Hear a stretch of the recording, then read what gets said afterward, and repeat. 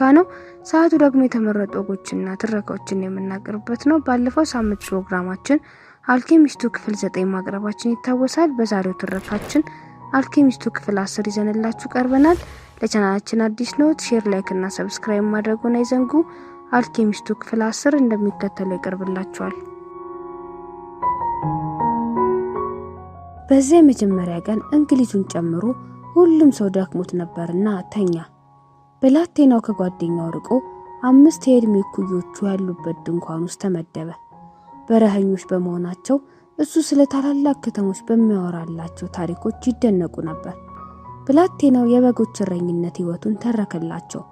በክሪስታል መደብር ውስጥ ያሳለፈውን ጊዜ ሊነግራቸው ሲል እንግሊዙ ወደ ድንኳኑ ገባ። ስፈልግህ አረፈርኩ አለው ብላቴናውን ወደ ውጭ ስፈልግህ አረፈርኩ አለው ብላቴናውን